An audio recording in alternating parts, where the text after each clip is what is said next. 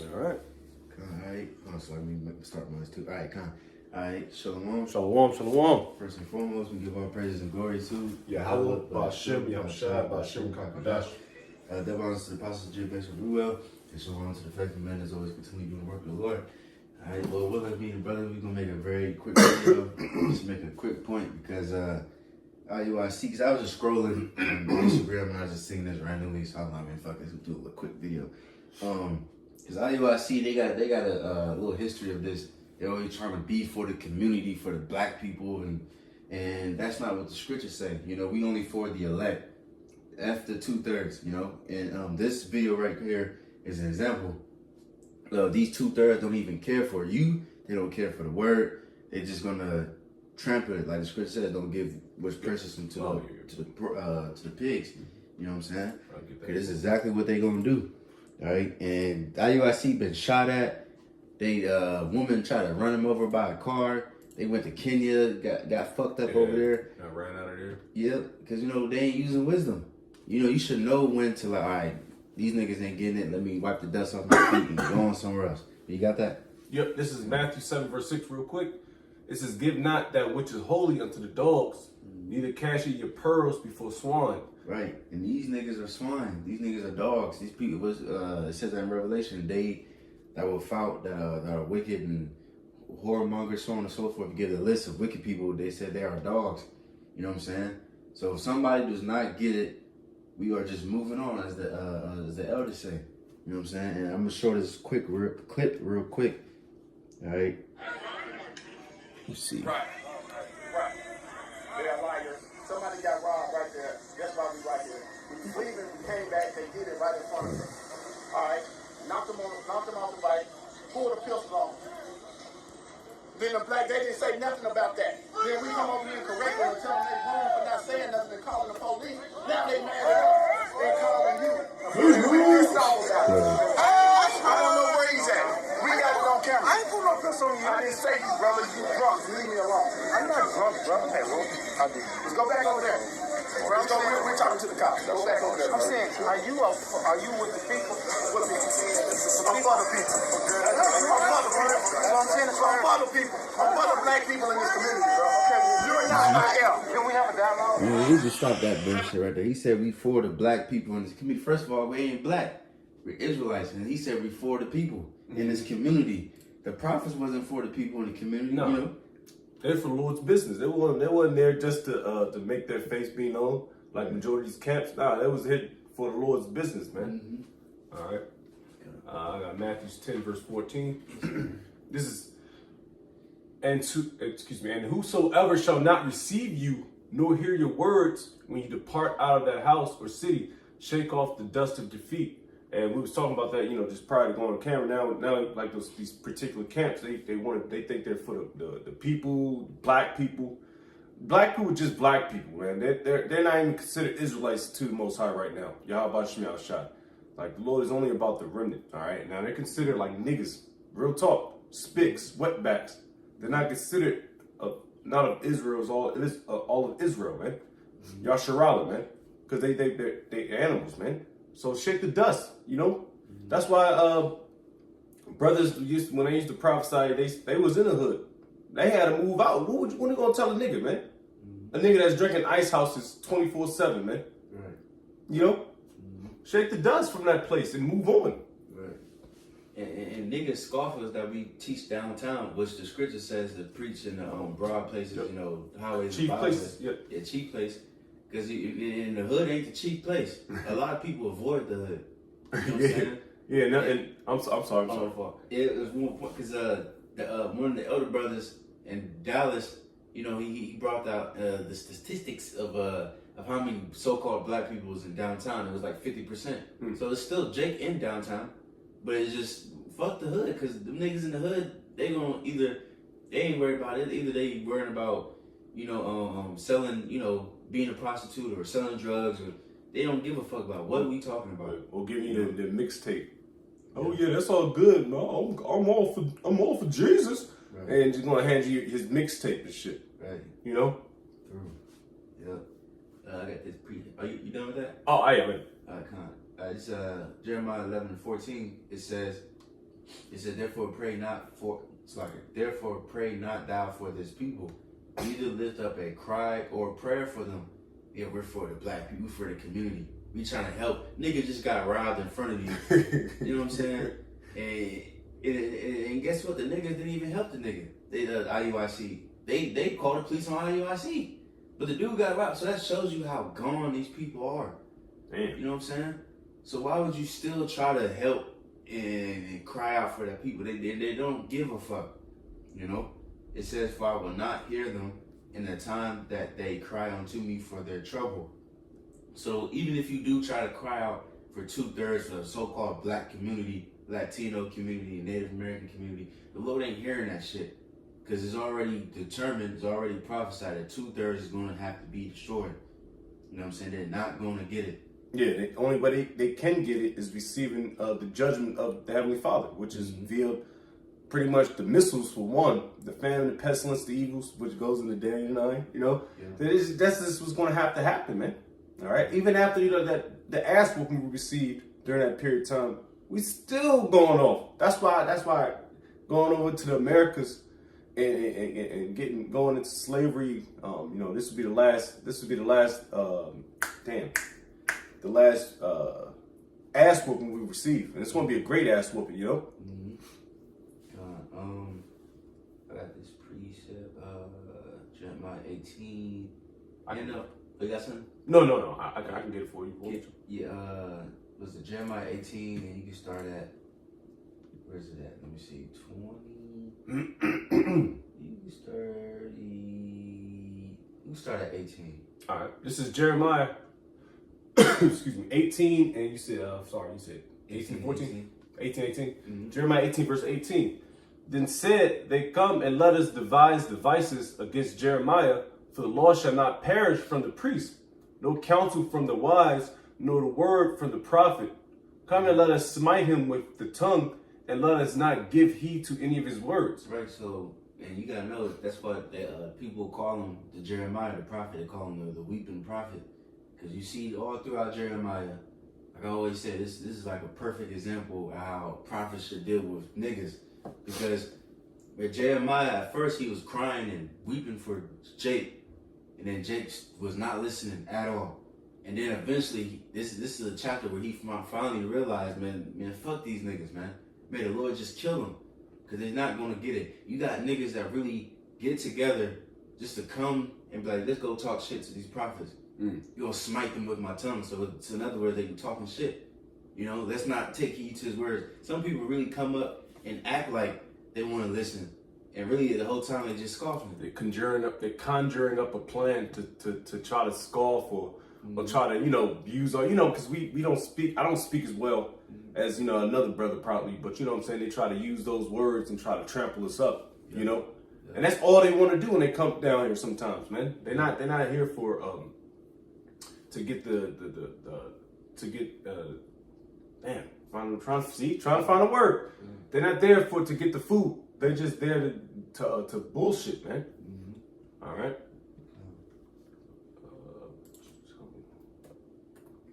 You want me to continue reading? Yeah. All right, come. I had it. I'm trying to find a person. Verse 19 out of Jeremiah 18. It says, give heed to me, O Lord, and hearken to the voice of them that contend with me.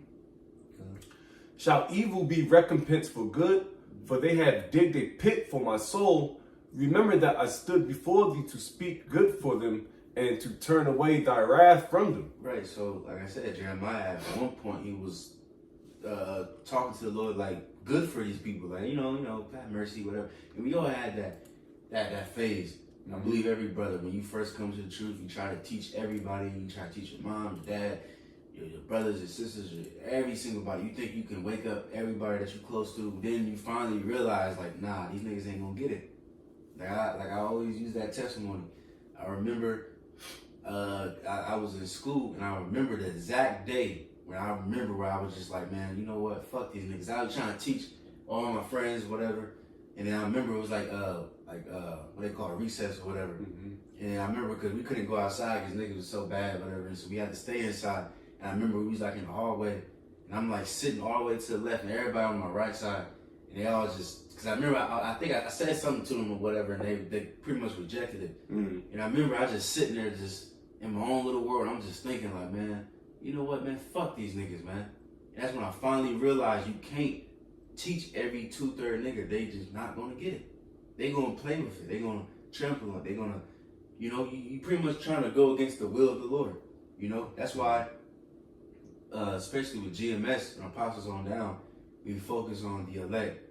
You know, there's other camps that always trying to talk about the sisters and all black people and trying to unite everybody. That's just not gonna happen. No. You know, I mean, I would love for that to happen. I would love for all of us to come together, but that's against the will of the Lord. That's not prophetic right now. Right. I mean, it is prophetic at the end, but something has to happen, you know. Right. It's called first, you know, in the last days, you know. Yeah. Come on, got it. All right, back at it. I was holding down.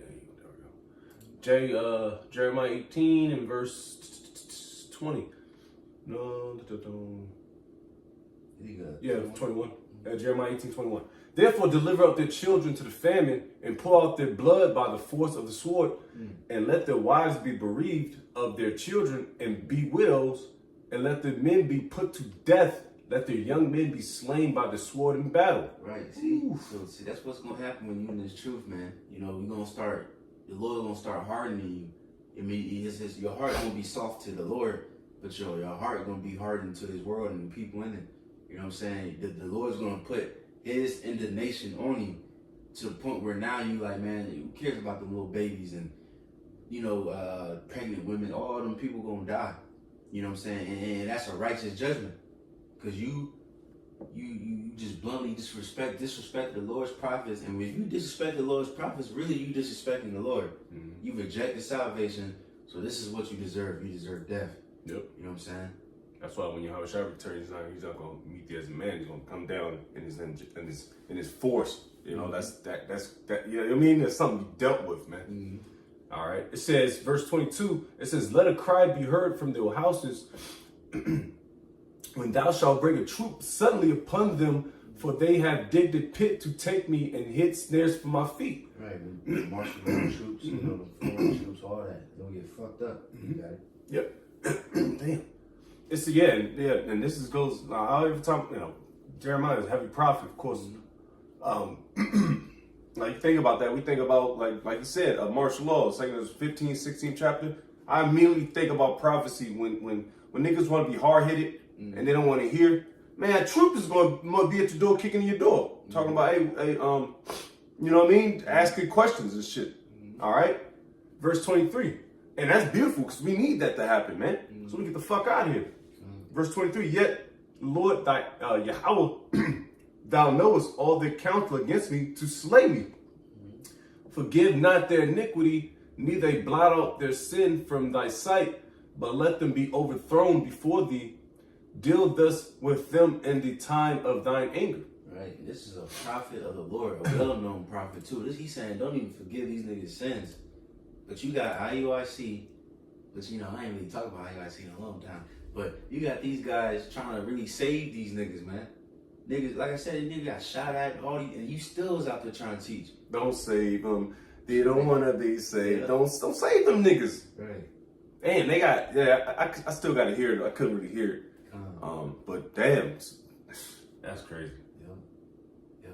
And it's like, bro, like, it's just, man, like even going back to when they got shot at, like, that's stupid. Like, you could have got your man killed if you just stayed out there. Like, nigga, why would you go on somewhere? Go to a different part of the city. Mm-hmm. Like, it's just, you gotta use wisdom. You know, it's all about the will of the Lord. But you said you got something? 'Cause I got one more. No, well, I withdrew, so I had a couple lined up, but it's all good. Let me see. I'm gonna read 2nd Ezra 8 and 47. Because Ezra was in the same thing. He was trying to pray for the people. Yeah. And the Lord was like, hey, man, like, damn, you know? But, let me see. Let me probably start up a little bit. Let me see, be not wroth. Yeah, I started at 2nd Ezra 8 and 45. It says, be not wroth with us, but spare thy people, and have mercy upon thy own inheritance, for thou art merciful unto thy creature.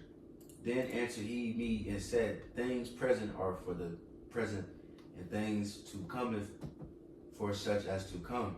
For thou comest far short that thou shouldest be able to love my creature more than I.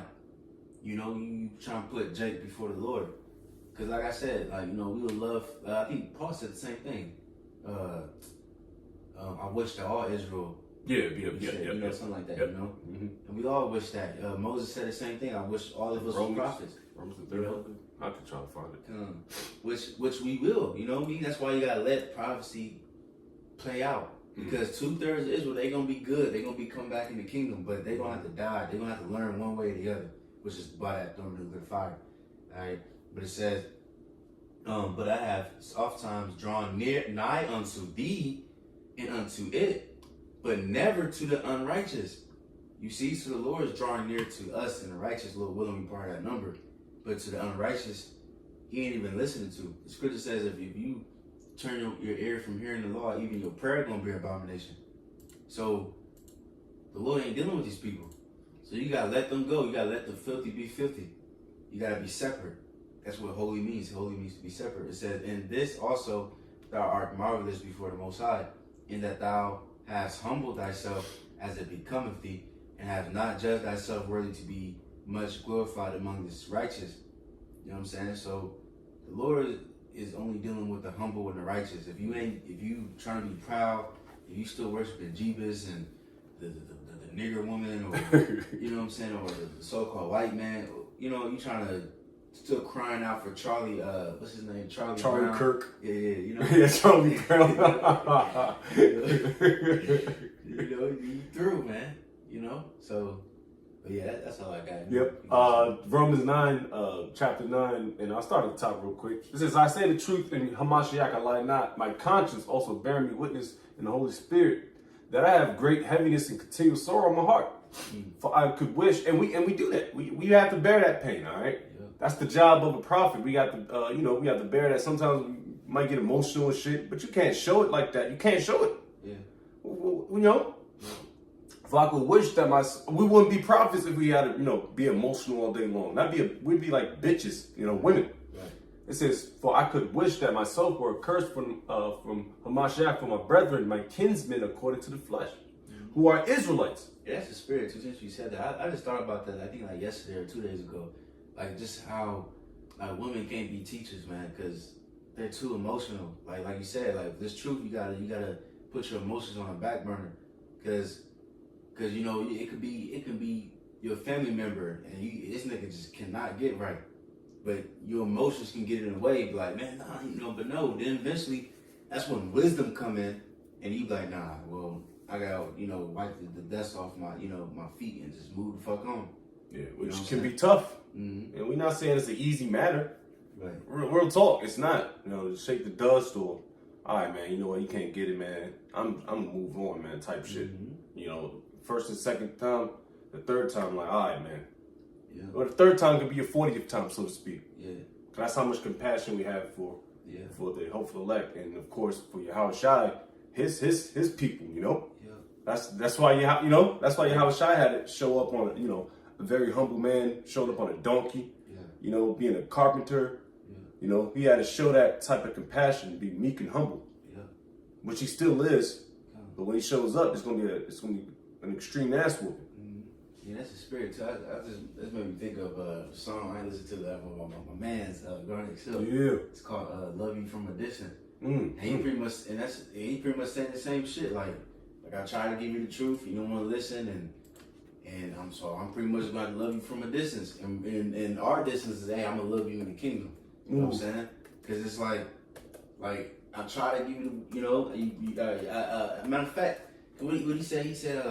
He said we once was like brothers, now you're like an enemy, pretty much. And he said, pretty much, if you truly are happy with what you're doing, then hey, what can I say? I'm gonna go my way. You know what I'm saying? And the same thing with this. I remember speaking Pacific, and that's the spirit too. Shalaki, I just had a dream about my brother-in-law, my ex-brother-in-law. You know what I'm saying? I used to love that man like an actual brother. I knew that nigga since I was 9. You know what I'm saying? And he so-called was in the truth. He never really was actually crossed over. He was bullshitting the whole time. But at one point I had to just like just continue from this nigga. And I ain't feel good.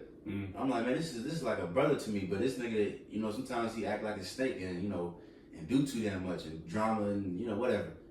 But hey, that's just the burden that a prophet got to carry. Yeah, they say a snake can be, seen when you start cutting the grass. Mm-hmm. That means shaving off trim the fat, Yeah. That's real talk. A snake will show its true colors, and at some point, you gotta like the elder said, prophecy has to take place and let it play out. Lord's will, we don't be those snakes. That's real talk too. Pretty much that's the point on that. Did you have anything else? No, that was it. All right. So hey, Lord willing, hopefully that was edifying. We gonna give our praises and glory to Yahweh, Ba'ashem, Yahweh Shai, Ba'ashem, Kakadash. the bouncer, the Apostle Jim Ezra, shown to the faithful men, those who continue doing the work of the Lord. So with that we're gonna say shalom. Shalom, shalom.